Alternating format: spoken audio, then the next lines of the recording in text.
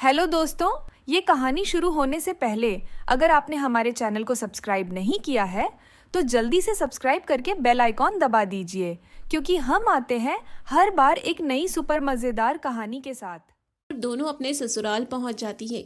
एक तरफ पायल के ससुराल वाला घर काफी बड़ा था, दूसरी तरफ निशा का ससुराल वाला घर बहुत छोटा सा था। निशा भी काफी हैरान थी कि इतने छोटे कच्चे घर में कैसे रहेगी। निशा का अपने ससुराल में स्वागत होता है। जया के अलावा वहाँ सिर्फ 4 ही मेहमान थे। निशा बेटा, स्वागत है। आज से ये घर तुम्हारा है। अपने शुभ कदमों से अंदर आ जाओ। जी माँ जी। माँ, अच्छे से हम दोनों की नजर उतारना, कोई भी बुरी नजर ना लगे। हाँ, चिंता मत कर बेटा, देखना निशा आ गई है ना, अब सब कुछ अच्छा हो जाएगा। अपनी सास और पति का ये व्यवहार देखकर निशा को खुशी हो रही थी। हे भगवान, मेरे सास और पति मुझे देखकर कितना खुश हैं। बस इनका ये प्यार सच्चा हो और ऐसा ही बना रहे। दूसरी तरफ पायल का उसके ससुराल में गृह प्रवेश हो रहा था, जहाँ तरह तरह की सजावट की हुई थी और मेहमानों से एक घर भरा हुआ था और 4 ढोल वाले खड़े थे। अरे भाई, बहू आ गई है, घर में चलो, बजाओ ढोल, नाचो सब। मम्मी, हमें अंदर तो आने दो, बाद में नाच लेना। नहीं नहीं, मैं तो कब से इंतजार कर रही थी कि मेरे बेटे की शादी हो और अभी तो मौका मिला है नाचने का। संदीप जी, मम्मी जी को बोलो ना कि अंदर तो आने दे, मैं बहुत थक गई हूँ। तुम थोड़ा सा इंतजार करो, देखो कितनी खुश हो रही है। आधे घंटे तक ढोल बजता रहता है और शोभा अपने रिश्तेदारों के साथ नाचती रहती है और पायल को गुस्सा आने लगता है। संदीप जी, मुझे बहुत गुस्सा आ रहा है, कब से खड़ी हूँ, पता है लहंगे में खड़ा होना कितना मुश्किल है। मम्मी बस करो, कब से खड़े खड़े थक गए हैं हम। शोभा ढोल बंद कर देती है और नाचना बंद कर देती है और गुस्से में अपने बेटे बहू के पास जाती है। मैं देख रही हूँ ये पायल तुझे भड़का रही है, अभी तो घर में आई भी नहीं है। नहीं तो मम्मी जी, मैंने नहीं कहा। मैं तो कोई रिवाज नहीं करने वाली, अब ऐसे ही अंदर आ जाओ दोनों। ओहो मम्मी, आप तो गुस्सा हो गई, ऐसे नहीं करते। मम्मी जी, मैंने कुछ भी नहीं कहा, मुझे तो बस। झूठ मत बोलो, तूने क्या सोचा मैं सिर्फ नाच रही हूँ? अरे मैं देख रही थी तिरछी आंखें कर करके कि कैसे तू मेरे बेटे को भड़का रही थी।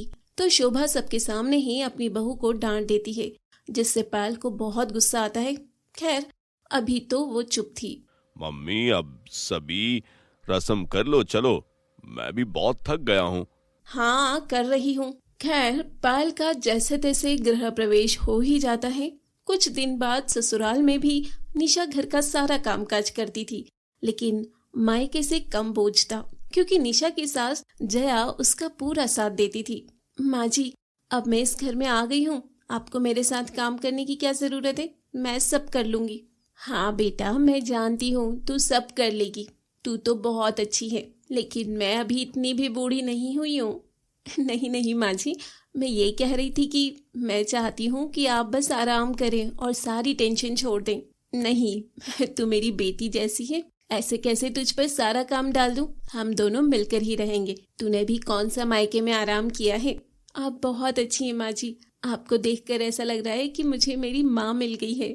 मैं जानती हूँ बेटा कि सुमित्रा तुम्हारी सौतेली माँ है और तुम्हारे साथ अच्छा व्यवहार नहीं करती थी। ये बात सुनकर निशा भावुक हो जाती है, लेकिन सुमित्रा के खिलाफ कुछ नहीं बोलती। नहीं माँ जी, वो मेरा ख्याल रखती थी। मुझे पता है तू सुमित्रा के खिलाफ कुछ नहीं बोलेगी, लेकिन अब तुझे तेरी माँ जैसी एक माँ मिल गई है, मुझे सास मत समझना।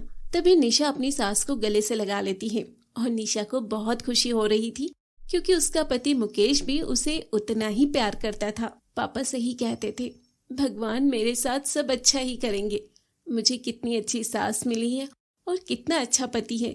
इन दोनों का प्यार पाकर तो ऐसा लगता है मुझे सब कुछ मिल गया है। वहीं दूसरी तरफ पायल का हाल बिल्कुल इसके उलट था, क्योंकि संदीप अपने बिजनेस में हर वक्त बिजी रहता था। वहीं उसकी सास शोभा बहुत चालाक थी। क्यों रे पायल, तुझे घर का काम आता नहीं है क्या?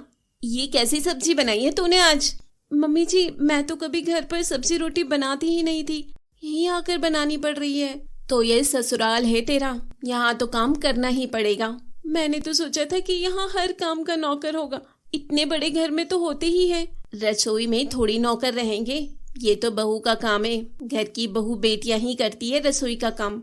अच्छा तो कोई बात नहीं, मैं धीरे धीरे सीख जाऊंगी, आप सिखा देना। क्यों भाई, मैं क्यों सिखाऊं? यूट्यूब है, तेरी माँ है, सीख कर आना था। पता है शादी हो रही है, क्यों नहीं सीखा?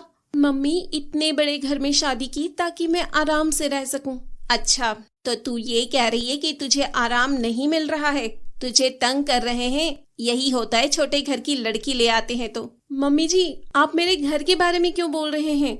ज्यादा जुबान मत चला, आई बड़ी, जाकर ढंग की सब्जी बनाना सीख ले फिर बात करना। शोभा की जुबान के सामने पायल की जुबान छोटी पड़ जाती थी। वहीं संदीप रात 11 बजे घर आता है और पायल मुंह फुलाए बैठी थी। ये कोई टाइम है क्या संदीप जी घर आने का? मुझे तो आप टाइम ही नहीं दे रहे हो। नहीं नहीं नहीं पायल, ऐसी बात नहीं है। आजकल किसी डील में बिजी हूँ, बस कुछ दिन ऐसा चलेगा। रहने दो, नई नई शादी हुई है, आपको दिखता ही नहीं? टाइम नहीं था तो शादी क्यों की आपने? आपको पता है ना कि पत्नी को टाइम देना होता है। ओहो मेरी जान, मुझे माफ कर दो। तुम्हें दिन भर फोन तो करता हूँ ना बार बार। फोन करने से क्या होता है, और भी 100 जरूरतें होती है। कोई बात करनी होती है, घर पर आते हैं थके हारे और आते ही सो जाते हैं। अच्छा अभी मैं नहीं सो रहा, बताओ क्या बात है? अब सो जाओ, आपको तो अभी 2 मिनट में खर्राटे आने लग जाएंगे। अरे परेशान क्यों रही हो? तुम जानती हो मैं तुमसे कितना प्यार करता हूँ, तुमको ऐसे परेशान नहीं देख सकता। रहने दो, आप कोई प्यार व्यार नहीं करते, टाइम तो दे नहीं सकते। बस कुछ दिन रुक जाओ, 1 आध महीने बस। क्या 1 महीना? हे भगवान, 1 महीने में तो न जाने क्या क्या हो जाएगा। क्या मतलब, क्या हो जाएगा? नहीं कुछ नहीं, चलो आप सो जाओ। थोड़ी देर में संदीप को नींद आ जाती है। वहीं पायल अभी तक फोन चला रही थी और ऐसे में उसको अपने बॉयफ्रेंड सुमित की याद आने लगती है। इससे अच्छा तो सुमित था, जब भी मुझे बात करनी होती थी अवेलेबल रहता था। ये संदीप तो बात तक नहीं करता। पायल अपने फोन में सुमित का इंस्टाग्राम खोलकर फोटो देखने लगती है और उससे फ्रेंड रिक्वेस्ट भी भेज देती है। कुछ दिन बाद निशा देखती है कि आजकल मुकेश थका हारा घर आता है तो वो परेशान हो जाती है। मुकेश जी क्या बात है, आजकल आप बहुत थक हार कर आते हैं। हाँ निशा, आजकल थोड़ा बीज बोने का काम चल रहा है तो काफी मेहनत हो जाती है, थक जाता हूँ। अच्छा तो आप ये खेती करना छोड़ दीजिए ना। नहीं निशा, मुझे तो बस यही काम आता है, क्या करूँ, बचपन में ही पापा की मौत हो गई, पढ़ाई लिखाई ज्यादा नहीं कर पाया तो खेती ही सीख ली। ये काम छोड़कर कुछ और कर लेंगे हम। आप इतनी मेहनत करते हैं, इतना थक जाते हैं, आपको परेशान देखकर मुझे अच्छा नहीं लगता। मैं समझ सकता हूँ, लेकिन और क्या करें। आप चिंता मत कीजिए, मैं कुछ सोचती हूँ, हम दोनों मिलकर कुछ कर लेंगे। हाँ क्यों नहीं, तुम पढ़े लिखे हो और मुझे तुम पर भरोसा भी है, मैं हर जगह तुम्हारा साथ दूंगा। ठीक है। निशा इस बारे में काफी सोचती है और कुछ ही दिनों बाद उसे एक आइडिया आता है और वो इसके बारे में अपनी सास और अपने पति से बात करती है। मम्मी जी, मुकेश जी, मैं सोच रही थी कि क्यों ना हम घर से मिठाई का काम शुरू कर लें। अच्छा लेकिन कौन लेगा हमसे मिठाई और कैसे बनाएंगे? लोग लेंगे, मैं बहुत अच्छी मिठाई बनाती हूँ, एक बार कोशिश करनी तो बनती है ना। हाँ तुम कहती हो तो कर लेते हैं। देखना हमारा काम खूब चलेगा, फिर आपको मेहनत भी नहीं करनी पड़ेगी। निशा के साथ उसकी सास और पति मिलकर घर से ही लड्डू और बर्फी बनाने का काम शुरू करते हैं और जया मोहल्ले में इस काम के बारे में सबको बता देती है। धीरे धीरे निशा से कुछ लोग मिठाई लेने भी आते हैं और 2 ही महीनों बाद देखते ही देखते उसकी काफी मिठाई बिकने लगती है। देखा मम्मी जी, आजकल तो कितने ग्राहक आते हैं। हाँ निशा बेटा, मैं बहुत खुश हूँ, आजकल तो खूब ऑर्डर मिलने लगे हैं, काफी मिठाई बनती है। हाँ निशा, तुम तो बहुत किस्मत वाली साबित हुई, सबके लिए इतनी कमाई तो मैं खेती करके कभी नहीं कर पाता था। हाँ, अभी कल ही मुझे एक शादी की मिठाई बनाने का ऑर्डर मिला है। बहुत काम पड़ा है माँ जी, लगता है रात भर जागना पड़ेगा। अरे वाह, मुझे तो नींद ही नहीं आएगी, अभी से बनाना शुरू कर देते हैं। तो इस तरह से निशा का ये बिजनेस काफी बढ़ जाता है और देखते देखते वो एक मिठाई की दुकान भी खोल लेते हैं और धीरे धीरे उनके पास पैसे भी आने लगते हैं। निशा, मुझे तो यकीन भी नहीं हो रहा कि हमारी एक मिठाई की दुकान भी है। अरे अरे यकीन करो, ये हमारी दुकान है। सच में मैंने कभी नहीं सोचा था, मुझे लगा हम एक झोपड़ी में ही रह जाएंगे। हाँ मैंने भी यही सोचा था कि मजदूरी करते करते जिंदगी निकल जाएगी, लेकिन देखिए अब ऐसा नहीं है, भगवान ने हमारा कितना साथ दिया है। अच्छी नियत से काम करते हैं तो भगवान भी पूरा साथ देते हैं। निशा बेटी, तू तो लक्ष्मी बनकर आई है। यूं ही 2 महीने बीत जाते हैं। निशा अपने मायके में भी जाती है, जहां रोहित और विनय उससे मिलकर बहुत खुश थे, लेकिन सुमित्रा उससे बात तक नहीं करती। कुछ दिन बाद, मुकेश जी, मुझे बाजार से थोड़ा सामान लेकर आना है, क्या आप मेरे साथ चलेंगे? फिर पीछे दुकान कौन संभालेगा? आज तो माँ भी घर पर नहीं है। या तो मैं ले आता हूँ या तुम ले आओ। नहीं नहीं, मुझे मेरा ही सामान लेना है। चलो आप दुकान का ध्यान रखना, मैं थोड़ी देर में आती हूँ। ठीक है निशा।